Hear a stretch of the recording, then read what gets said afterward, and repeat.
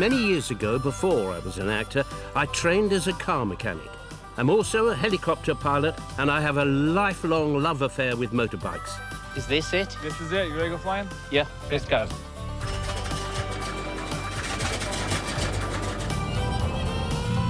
So this is my trip of a lifetime.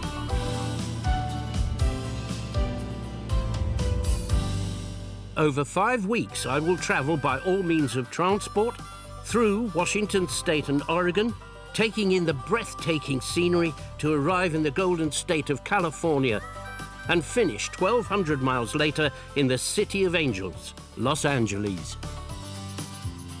My journey begins in the Pacific Northwest in the city of Seattle. Here, I'll sample the luxury of 1930s aviation. Oh, yes, now this is kitted out for me. Drive the car that changed the world. And take to the footplate of a vintage Timberland steam engine.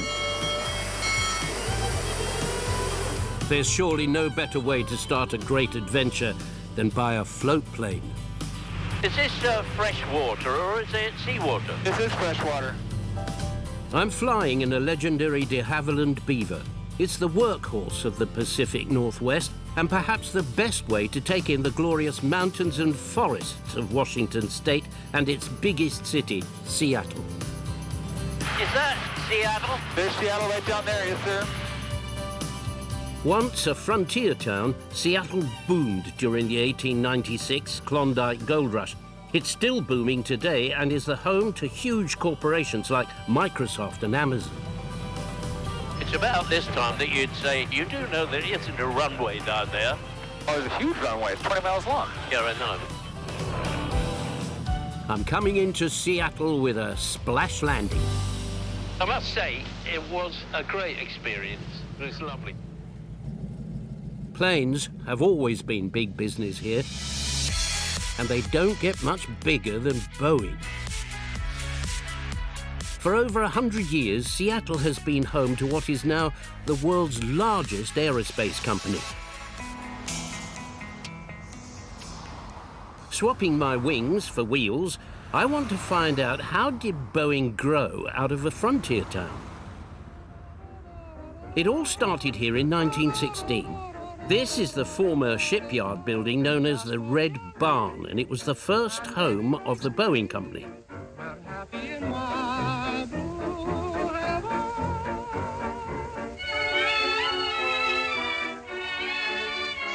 Oh, blimey. It's like a kit you buy and you put it together with glue, doesn't it? That's what it looks like. It's all wood. Amazing. The story goes that in 1915, William Boeing went for a joyride in an early aircraft and decided he could make one better. And the result is flying from the ceiling. That's the float plane, of course, yeah. I've just been on that. Well, not that one, but look at the floats on it. Look. They're all wood. Amazing, isn't it? Is that the beginning of Boeing? It absolutely is. That's our very first airplane, the B&W. Right. Right. So named for the initials of Mr. Boeing and his partner who helped him start the company, Conrad Westervelt. Right. But why a float plane? There weren't any airfields in those days, but there's a lot of water, as you probably noticed. Yeah. Right. So that's why.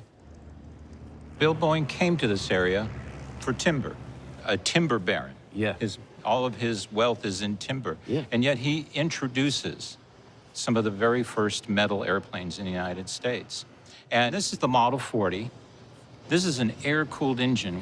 And with that engine on this airplane, they saved almost 500 pounds of weight. Yes. And that could then be used to carry mail. How did it happen, the transition between mail and passengers? You see that door right there, and inside is a seat. It was to carry employees from one field to the next. Oh, was it? And then they realized that, well, we're not carrying an employee or mail. Maybe we can get somebody to pay to go for a ride. Now, there were about 7 stops on the way between San Francisco and Chicago. So if they arrived at a field and there was a pile of mail that had to go on, the passengers would be left behind. No. Right. The mail had to go through. So a year after they started operation, they really started thinking seriously about carrying passengers. So the airplane that followed this was a passenger airplane. And they realized that this is the future. I'm amazed that a timber merchant who made a small float plane would become the biggest aircraft maker on the planet. 50 years after it was founded, Boeing built the plane that changed the world. It's Monday, September 30th, 1968, rollout day for the Boeing 747. 2.5 times bigger than anything that Boeing had built before. This is the actual prototype that was rolled out 50 years ago. God, blimey. That's stripped down to the bone. It's like the skeleton, isn't it? How on earth can a thing this size leave the ground? Who thought of it? Well, looks like him, and he's still scratching his head about how he's going to get it off the ground. Well, come on. I'm going to get up and see where the pilot sits. It's hard to believe that half a century ago, this 747 took its first flight into history. On board were 3 people, 2 pilots and an engineer. Co-pilot Brian Weigel, now 93 years old, has come back to the cockpit to relive that amazing moment. Ah, here he is, the very man. Brian, lovely to meet you. Glad to meet you. You fit better than I do. Well, Yeah, for a big airplane, it doesn't have much room up front. I understand that you were on the very first flight of this. Yes, this actual This 747. actual airplane. Yeah, I was here. You were there. Yeah. Brian, did you have a lot of trepidation when you're sitting on the end of the runway with the engines going? No. Knowing you got 400 tons to get into the air? I think we had butterflies when we were waiting.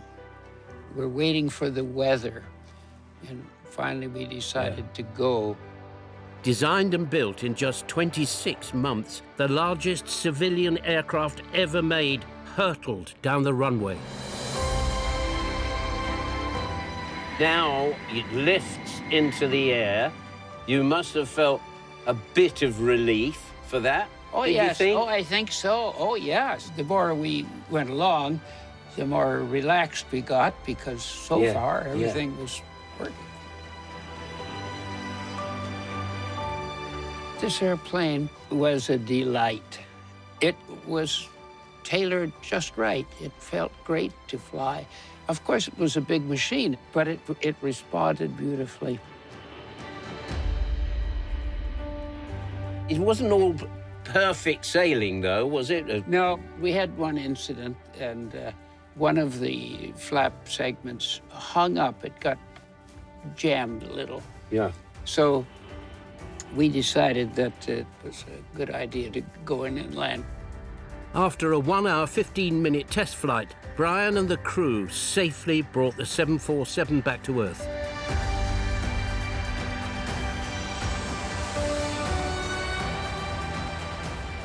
If you think back, though, Brian, to that very, very first flight, what did it mean to you? I think you feel proud that you're part of this team that's putting this marvelous machine together. This is Brian and his chums leaving the aircraft. They've made history, but they're dressed like they've just left the office. The 747 opened the world to everyone.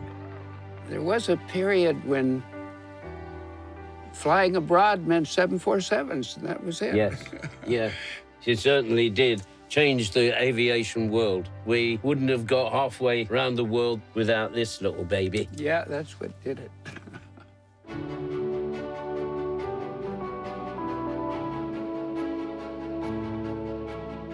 I have discovered the birth of Boeing, and now I want to experience the glamour of those early days of aviation. I have come to the historic Flight Foundation to try my hand at the controls of a flying legend. Oh, now this is interesting. 1927. This unique collection represents the golden age of aviation from 1927 to 1957. 30 years of innovation. Ah, look at that. What a lovely accolade for the Brits to have an actual Spitfire.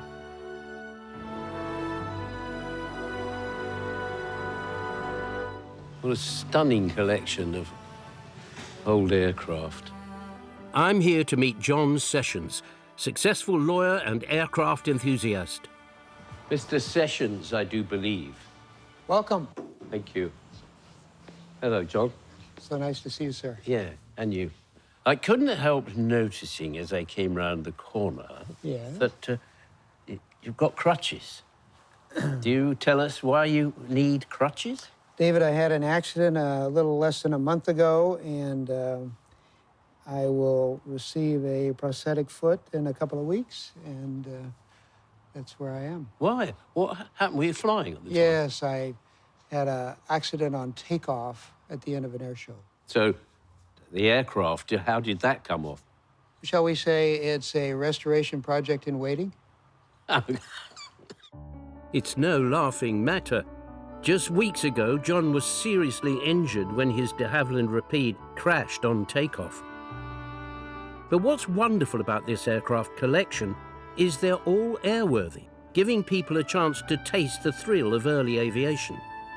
I don't know what your first flight was, but I think most of us remember our first flight. It's spiritual, it's inspirational, it's unbinding the bonds of Earth. Escape from planet Earth, as it were. Yeah. And be the master of the skies is something that I never, ever lose when I fly. So we have an offer. Is it an offer I can't refuse? I would imagine so. We're about to take up our DC-3 for a bit of a photo shoot. We wonder if you'd like to come along, maybe get your hand on the controls and see how it feels. Wonderful. The DC, do you know, that is a bit of an iconic aircraft because when I was a lad, just, I'm going to say when, but I had a DC-3 made out of aluminium, and it was my favorite thing. I would be absolutely delighted for a trip in your aircraft. First flown in 1935, the Douglas DC-3 is credited with making air travel popular, affordable, and profitable. This beauty was the best plane of its generation. We are joined by Eugene Vezzetti, a veteran DC-3 pilot. As we approach our DC-3, which was very instrumental in winning World War II, and started as a passenger airplane and was quickly drafted into military service. And that's what this one was. This was actually a warbird. So what would it have been, carrying troops? They were built as paratroop drop airplanes. They were built as freighters. This one was specifically built to fly between India and interior China when the Japanese controlled the seaports. This old girl was built in 1944 and has a remarkable history. This rare film footage shows it flying over the Himalayas, supplying our Chinese allies in World War II. When this came back from the war, it was modified in California for Johnson & Johnson, and this was their corporate airplane. 54 luxury. 54. Yeah, well, that's all right. Hello? Oh, yes. Now, this is kitted out for me. Come fly with me. Let's fly away.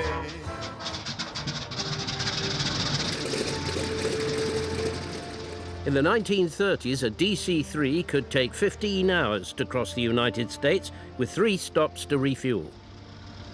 You know, she's surprisingly quiet. I was expecting to be, in a way, sort of not be able to be heard. It's conversational at cruise power. It's a little louder when we're taking off. Yeah. The DC-3 was an overnight success. Just 3 years after its introduction, it was carrying over 90% of all airline passengers in the United States.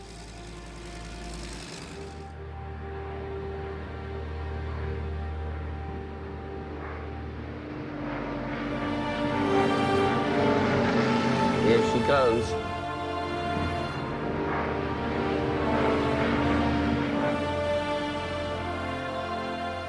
As we take off over the Boeing aircraft factory, it's worth reflecting that the Douglas DC-3 almost put Boeing out of business in the 1930s.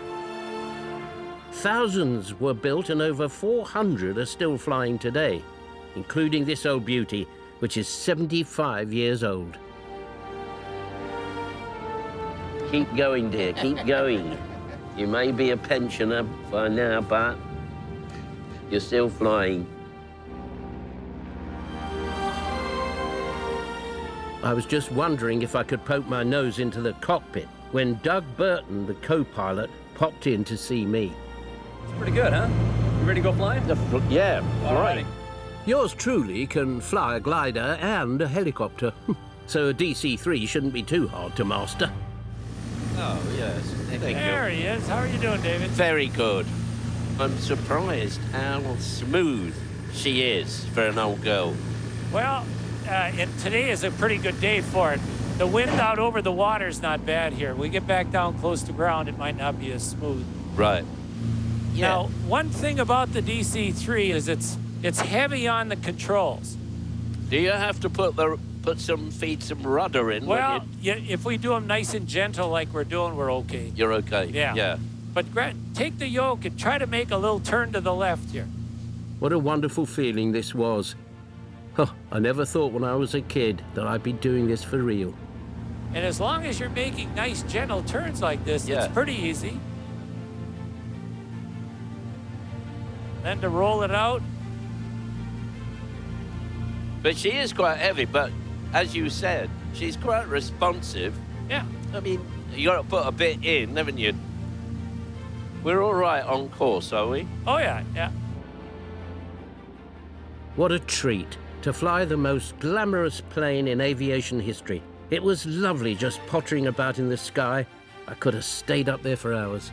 David, you had enough? No, I'm quite happy to fly around, man. Okay. But all good things come to an end, and I have to hand her back to Eugene. Thank you. Oh, you're welcome. It's just nice to get the controls of an aircraft. Yeah, okay, she's big and a bit heavy and a bit sluggish, but you'd soon get used to that. You wouldn't notice it. Flying is flying, really. It is, and you have to be a little more patient with this one. Of all the tasks the DC-3 has performed, none was more crucial than the role it played delivering troops for the liberation of Europe on D-Day. For John Sessions, his connection with this aircraft is deeply personal. His father was one of them. The DC-3 was the principal transport for the paratroopers, and my father was a member of the 101st Airborne. Charlie Company, 501st Paratroop Infantry Regiment, jumped behind Utah Beach on D-Day, survived. He was the jump master, so he was the last one out, and he was often at 500 feet before he left the airplane. Bloody hell. I can't help but feel the emotion when you say things like that. If we didn't have those brave, committed people, I probably wouldn't be here talking to you. The world would be completely different. This is Sergeant Guy Sessions. That's about 3 days after the jump into France. In the fall of 1944, he was severely wounded, and my mother, a Canadian, was his final nurse. Oh. And that picture just goes to show that we were all beautiful once. Yeah. No wonder he fell in love with her. I think we all would have done.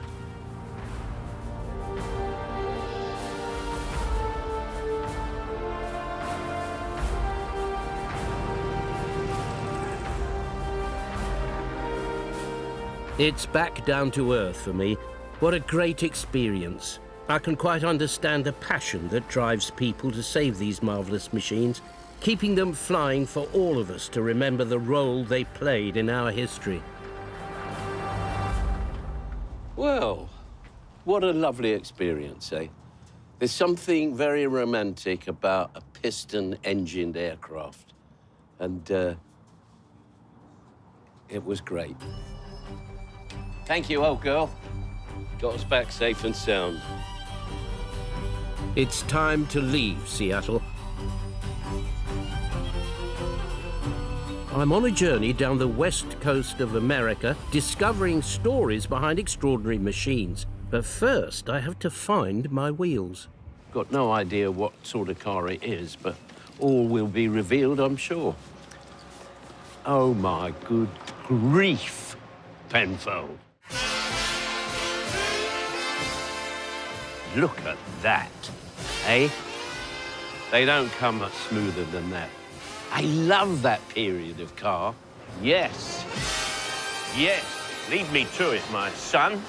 I think I'll take this home. Oh, could you imagine, eh? Driving down Berwick Street in this? Yes. What we are in is a 1952 Packard. To see cars like this as very young lads, God, it made you think the Americans used to live in heaven and we were like on the other side. I did promise I'd look after it if I took it home, but they said no, drive it to where it lives. My lovely Packard lives 30 miles south of Seattle in Tacoma. I've come to meet Nancy LeMay, the widow of Harold LeMay, who made his fortune in waste disposal and amassed one of the largest private collections of automobiles in the world. Welcome, Thank you, Sir Nancy. David. It's so Thank you. nice to have you here.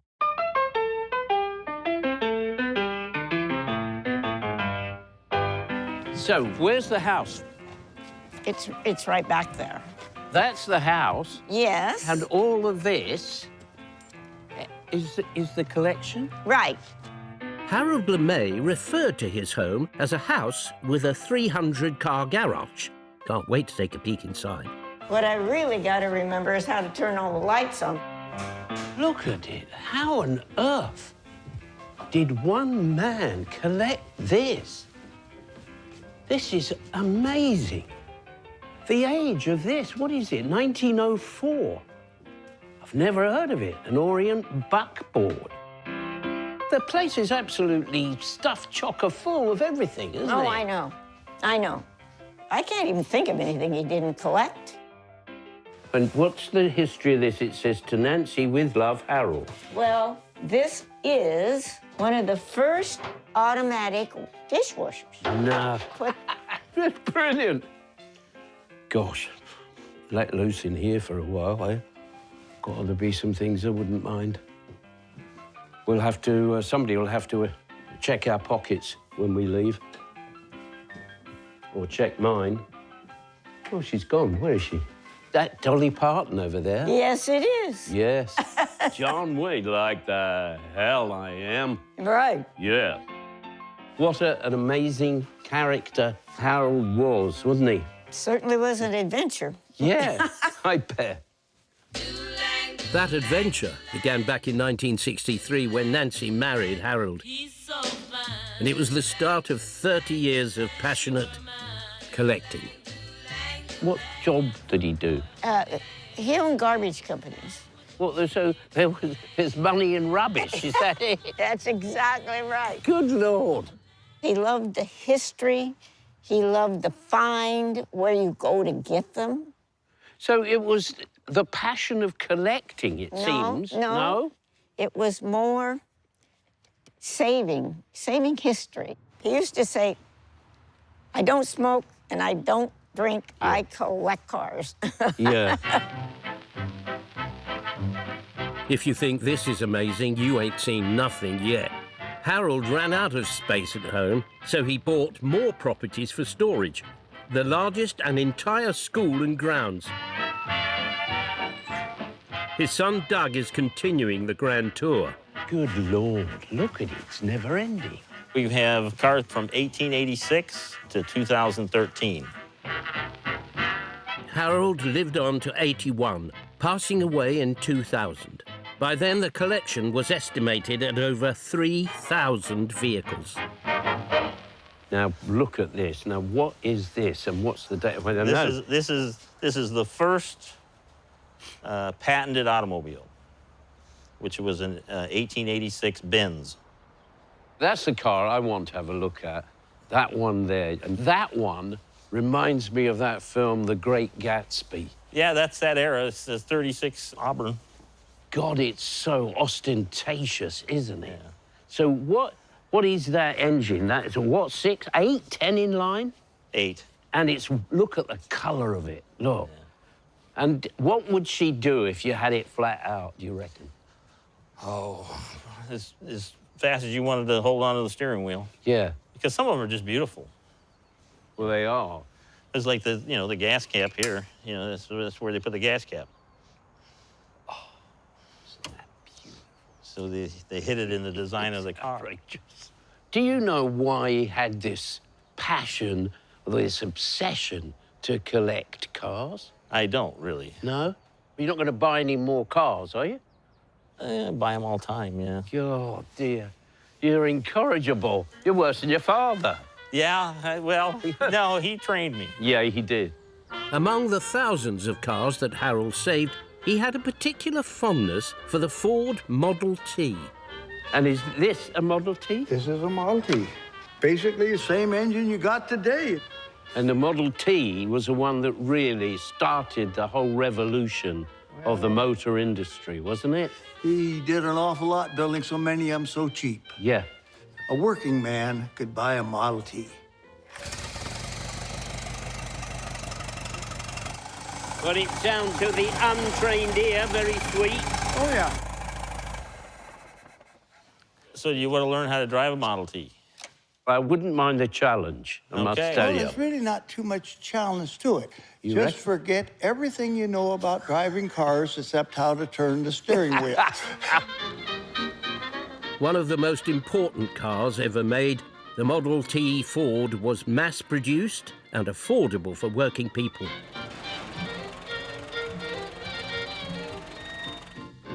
This one, named Nancy, after his wife, is one of the first cars that Harold acquired. I'm going to take her for a spin. You got 3 pedals. The left pedal is high and low. In the middle is neutral. Yeah, all right. Okay? The Right. right pedal's the brake. Yeah. All through the starting. Okay. Is he ready? Yeah. Okay, Right. so basically, we're ready to go. So this is the throttle. Yeah. Now to go, you Yeah. give it a little bit of throttle, and you step on that pedal, the left pedal.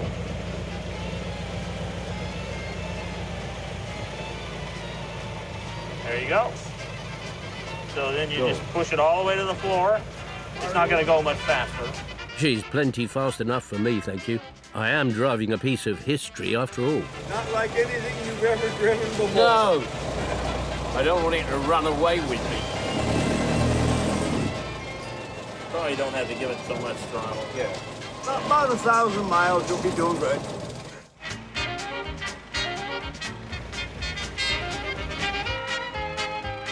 Between 1908 and 1927, the Ford company built 15 million of these bone shakers, and it put the whole world on wheels. Quite a sharp turn. Help you.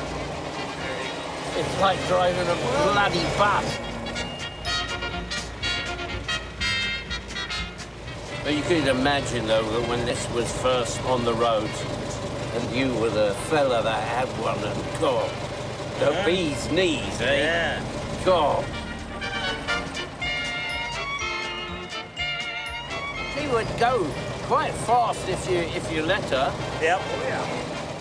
I'm none the wiser why Harold LeMay was so obsessed with collecting cars. But I'm glad that he did. You have to admire a man who has saved so much for us to enjoy today. God, dear. What an experience. Thank you, Doug. You did an excellent job. Bless you. You can come back and teach our class now. I will. It definitely was an experience. One that I don't think I shall enjoy encountering again. Really been a pleasure. Thank you. Great. I'm now going to see if I can stagger off to my car now. Oh, blimey. I'm going back to power steering.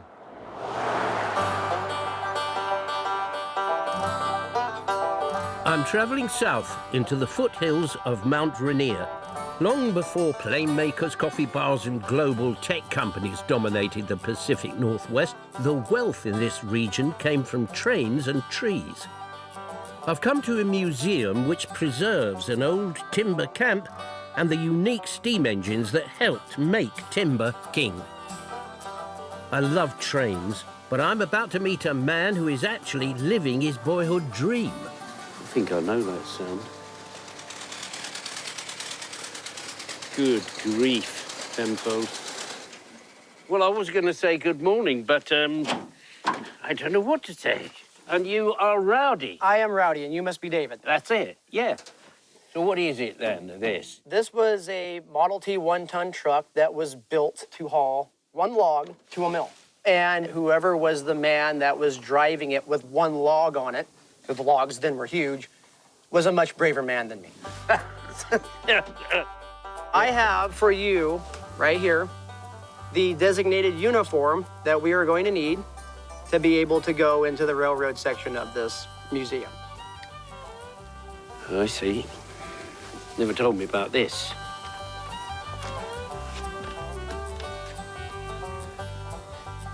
Engine driver, Mark 1. Rowdy looks after the most comprehensive collection of steam-powered logging trains in North America. These turn-of-the-century timber trains pushed steam technology to the limit.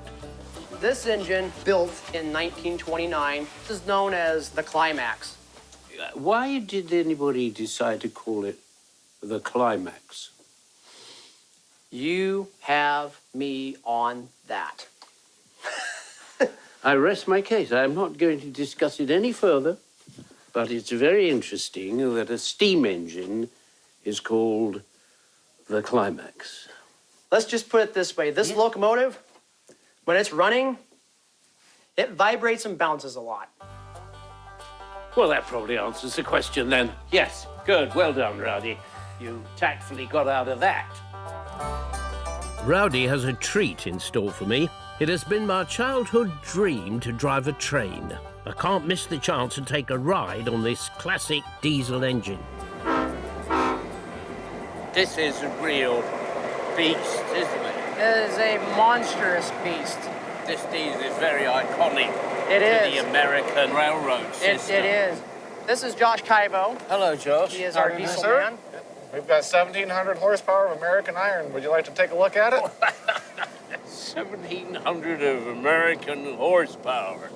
That's right. I like it, sir. Well, let's take a look at it. Yeah, come on. Let's get this thing rolling.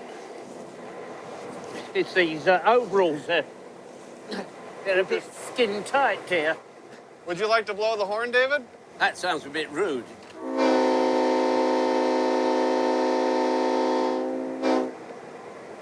Terribly butch, isn't it? You know, I've never been in one of these monsters. But the thing about this, you feel as though you know them because they're so iconic. Yeah, looking forward, it's quite exciting, really. Here we go.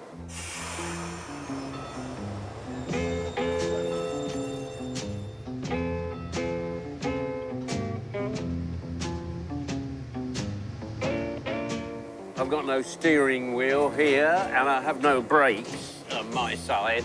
So if anything happens, I can't.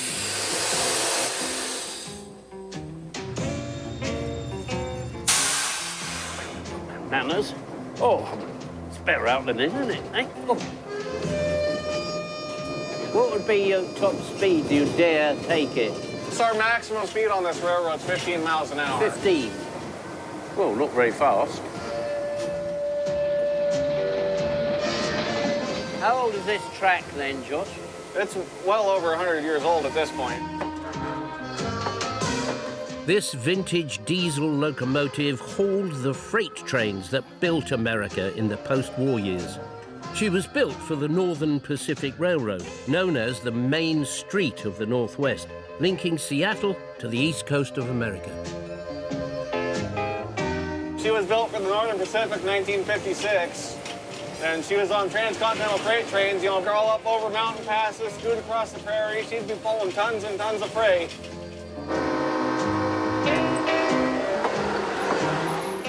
It's kind of nice to be able to take the old gal out and, you know, put her through its paces and make sure she's still in her keep. Why do you call this mechanical machine a she? All the old boys, they'd spend so much time working on machines, they didn't have time for a girlfriend or a wife, so you end up married to the thing, might as well be your wife. That's the best explanation I've ever heard. I have arrived at El, a small town that's big on trains. David, I hope you enjoyed your ride. I certainly did. Pleasure meeting you. Well done, sir. Well, that was a thrill, and there's more to come. Did you have fun? Very interesting. Lovely. Well, now we are going to go and get on to, in my opinion, what a real engine is. Oh, right. What we have here is we have a Willamette. A what? A Willamette geared locomotive. It is one of 6 left in existence, and it's the only one that operates. What was the attraction of these old Long machines? story short, the second highway crossing up the line here, that's my uncle's place. And we'd visit in the summertime, and every day that we were here, 6 times a day, little Rowdy would run out there and wave at the train as it would go by. No. And it became a yearly tradition to ride it, and I'm turning 30 next month. I've been doing it for 17 years. I literally grew up with them. Rowdy's geared loco is not everybody's cup of tea, but I love them. Just look at the cogs on that. Yeah, this is the bit that fascinates me. This is what you were talking about. Yes, this engine is geared 3-to-1. So what that means is the engine set is spinning over 3 times to every 1 time that the wheel spins over. So that gives this locomotive a huge volume of torque at very slow speeds. So all of this gearing along here that looks very complicated is in fact what was designed to give it the torque exactly that it needs to pull all the logs. So I've got to wear this because I'm an engine driver now, am I? Mm-hmm. How's that? Right, I'll get up here. Stand by. Chief engineer coming aboard. Okay, there we go.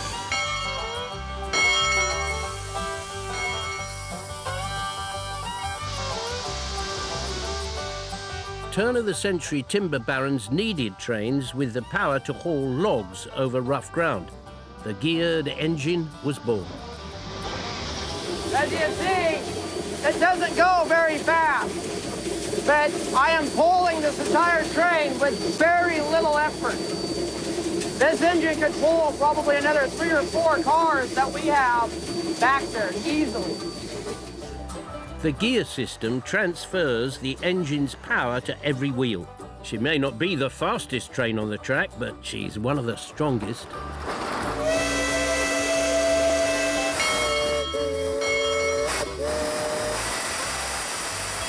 I imagine she must have been quite a sight for 5-year-old Rowdy. That crossing right there, that's where I grew up. Yeah, that's right where I used to watch these 6 times a day. You romantic, eh?